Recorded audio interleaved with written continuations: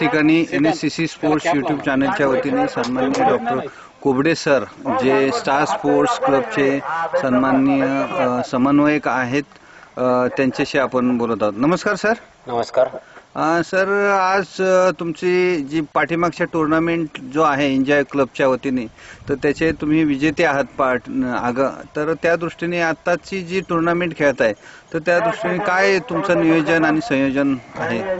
सर्वप्रथम मी असं सांगू इच्छितो की गेल्या 2 वर्षापूर्वी पिंपरी चिंचवडमध्ये डॉक्टरांच्या मध्ये कुठल्याही प्रकारच्या स्पोर्ट्स ॲक्टिव्हिटी नव्हत्या, परंतु पहिल्यांदा स्टार आमचा क्रिकेट क्लब जो आहे स्टार हॉस्पिटल यांनी 2 वर्षापूर्वी डॉक्टरांच्या मध्ये पहिल्यांदा क्रिकेटचं आयोजन केलं आणि सर्व डॉक्टरांच्या मध्ये क्रिकेटचं आणि खेळाचं त्या ठिकाणी प्रोत्साहित सगळ्यांना केलं आणि तेव्हापासून आजपर्यंत सतत सर्व टीम या ठिकाणी क्रिकेट स्पर्धेचं आयोजन करत आहेत।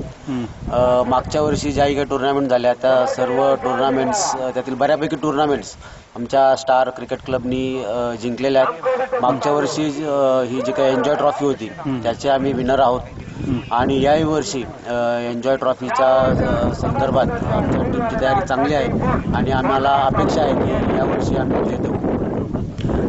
सर, तुम्ही जे सांगितलं की तुम्ही ह्या डॉक्टरांच्या आरोग्यासंदर्भातल्या प्रोग्रामचे प्रणेते आहात, तर ह्या दृष्टिकोनातून तुमची जी दररोजची प्रॅक्टिसची पद्धत किंवा सराव कशा पद्धतीने चालतो? नाही, आम्ही आमच्यात जे काही डॉक्टर आहेत ते सर्व कन्सल्टंट असल्यामुळं डेली तर आम्हाला शक्य होत नाही आहे रुटीन प्रॅक्टिसमधून। तर एव्हरी संडे आम्ही सकाळी 7 ते 11 वाजेपर्यंत क्रिकेट खेळतो। त्यामध्ये आमची पूर्ण टीम सकाळी 7 वाजल्यापासून 11 वाजेपर्यंत ग्राउंडवरती असते। सर, तुमचं स्टार हॉस्पिटल जे जवळजवळ आंतरराष्ट्रीय लेवलचं जे सेंटर आहे त्या ठिकाणी तुम्ही चांगल्या दर्जाची सेवा देता, त्या ठिकाणी न्यूरोलॉजिस्ट आणि चांगल्या दर्जाचे कार्डिओलॉजिस्ट पण या ठिकाणी उपलब्ध आहेत। तर स्पोर्ट्स मेडिसिन संदर्भात तुमचं तिथं नियोजन काय आहे का? मला सांगायला अभिमान वाटेल की बालेवाडीला ज्या काही स्पोर्ट्स ॲक्टिव्हिटी होतात त्याच्या स्पोर्ट्स ॲक्टिव्हिटीचे आम्ही हेल्थ पार्टनर आहोत। आजच तिथे जे काही फुटबॉलचे सामने होत आहेत तर त्या ठिकाणी आमचे डॉक्टर्स आमचे ॲम्ब्युलन्स त्या ठिकाणी सतत स्पोर्ट्स ॲक्टिव्हिटीसाठी उपलब्ध असते।